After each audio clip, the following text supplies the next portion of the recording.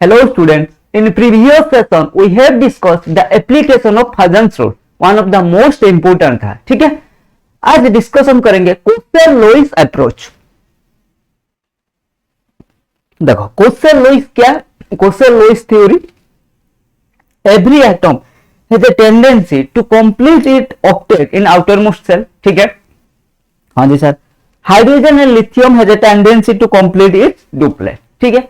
बाकी सारे एटम क्या, बाकी सारे एटम को चाहिए आउटर में 8 इलेक्ट्रॉन, लेकिन हाइड्रोजन एंड लिथियम देख रहे हैं, अरे तो क्या है 8, हम 2 में ही खुशी है, ठीक है। कुछ लोग होते हैं ना जिनके लिए ज्यादा पैसा नहीं चाहिए होता है, वो क्या है कम पैसा में भी वो खुश रहते हैं, ठीक है। जो उनके पास है वो खुश रहते हैं, ठीक है। लेकिन कुछ लोग होते हैं जिनको जितना भी मिल जाए वो फिर अरे ये होना चाहिए था, ये होना चाहिए था। ये जनरली ह्यूमन टेंडेंसी है, लेकिन कुछ लोग एक्सेप्शन होते हैं, ठीक है। सिमिलरली हमारा पीरियोडिक टेबल में सारे एलिमेंट को चाहिए भाई 8 इलेक्ट्रॉन, लेकिन हाइड्रोजन एंड हमारा लिथियम भाई साहब हम डुप्लेट में ही खुश है, ठीक है।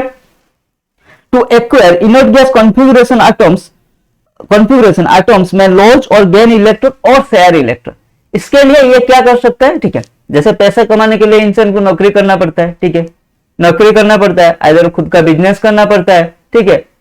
कुछ इलीगल धंधे से भी, कुछ इलीगल काम करके भी लोग आजकल पैसा कमा रहे हैं। ये सारे डिफरेंट क्या है, डिफरेंट मेथड होता है पैसा कमाने के लिए। यहाँ पे क्या है, एटम को इनर्ट गैस कॉन्फ़िगरेशन और 88 इलेक्ट्रॉन कॉन्फ़िगरेशन के लिए, ठीक है, आउटर मोस्ट में 8 इलेक्ट्रॉन पाने के लिए इनका भी कुछ ना कुछ मेथड होगा। क्या है ये मेथड? ये मेथड है आइदर वो इलेक्ट्रॉन लॉस करके कर सकते हैं, इलेक्ट्रॉन गेन करके भी कर सकते हैं, और इलेक्ट्रॉन शेयर करके भी ये कर सकते हैं, ठीक है।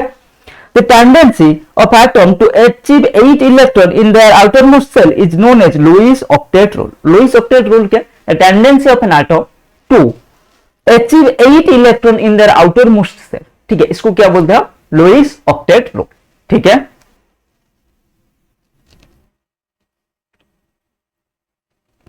अब देखते हैं Lewis dot structure. Each bond formed in a result of sharing of electron pair between the atom.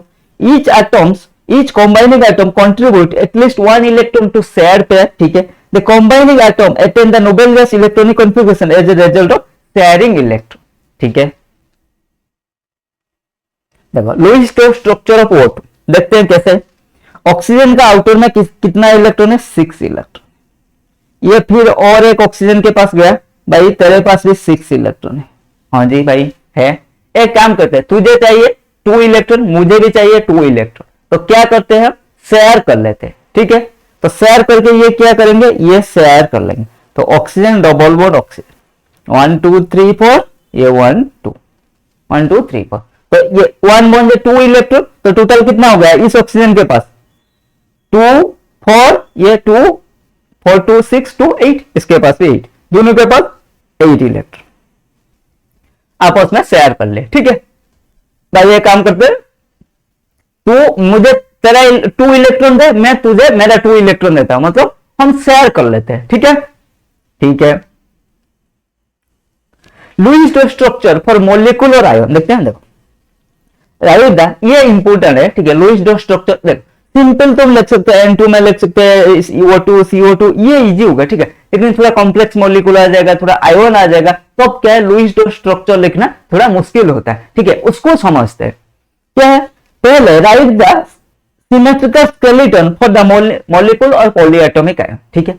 जो गिवन रहेगा मॉलिक्यूल है या पॉलीएटॉमिक आयन है, उसका पहले सिमेट्रिकल स्केलेटन राइट डाउन करना है, ठीक है। नेक्स्ट स्टेप क्या, calculate the number of electron available in valence shell of all the atom and represent by A, ठीक है। देन क्या करना है, calculate number of electron count करना available in the valence shell of all the atom and उसको represent किया, represent by A, ठीक है। Calculate the total number of electron needed by all atom to achieve noble gas configuration and represent it by ए। पहले जो given है उसका symmetrical skeleton लिख लेना, फिर उसका total number of valence electron count कर लेना, जितना भी एटम है उसको ए देना, ठीक है। और कितना चाहिए उसको ऑक्टेट कंप्लीट करने के लिए, वैलेंस शेल में ऑक्टेट कंप्लीट करने के लिए उसको एन रिप्रेजेंट करना, ठीक है। Calculate the total number of electron से ये क्या होगा, S equals to n minus A हो जाएगा, ठीक है। कितना इलेक्ट्रॉन चाहिए, total number of electron needed of all atom to achieve octet rule, मतलब to achieve noble gas configuration minus क्या है, total number of valence electron in the present available atom, ठीक है। तो calculate the total number of electron share, this is represented by s equals to n minus a. The next step, place the shared pair of electron into skeleton using double or triple, ठीक है। तो 5 step है, 5 easy step है, ठीक है। पहला step क्या है, बाय सिमेट्रिकल स्केलेटन लिखना है, ठीक है। देन दूसरा स्टेप है calculate number of electron available in the valence shell of all the atoms and is represented by A, ठीक है।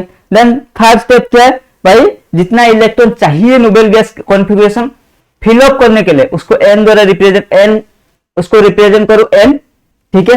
Then calculate total number of electron share, this is represented by s equals to n minus है, ठीक है। Then place the share pair of electron into skeleton double bond और triple bond use करके, ठीक है। ठीक है सर,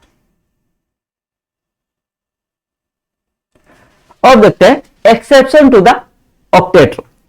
क्या है sir exception? Exception to the octet rule, ये इंपॉर्टेंट है।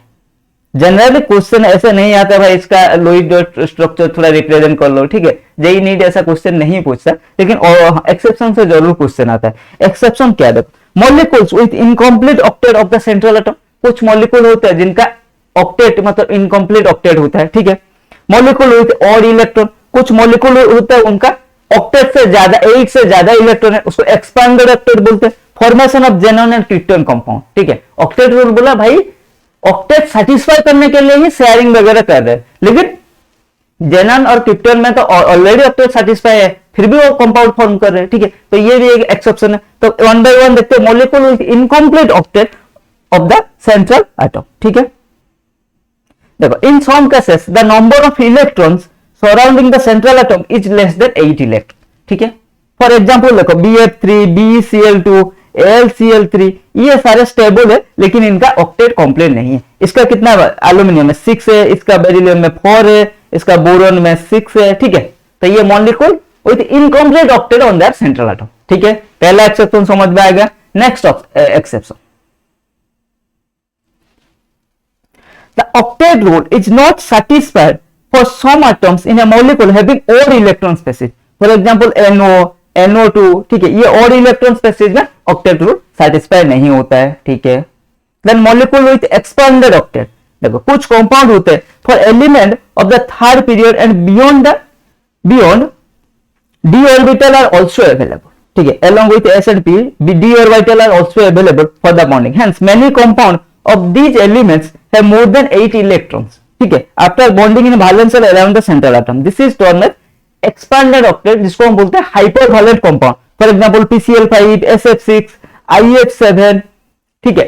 देखो PCl5 में 10 इलेक्ट्रॉन, SF6 में 12 इलेक्ट्रॉन, IF7 में 14 इलेक्ट्रॉन, ठीक है। इनका डी इलेक्ट्रॉन भी इन्वॉल्व होता है। जब डी इलेक्ट्रॉन इन्वॉल्व होता है तो ये क्या कर सकते हैं, उनका ऑक्टेट को एक्सपांड कर सकते हैं, ठीक है। इसको क्या बोलते हैं, hypervalent compound, which is one of the exception of the octet rule, ठीक है।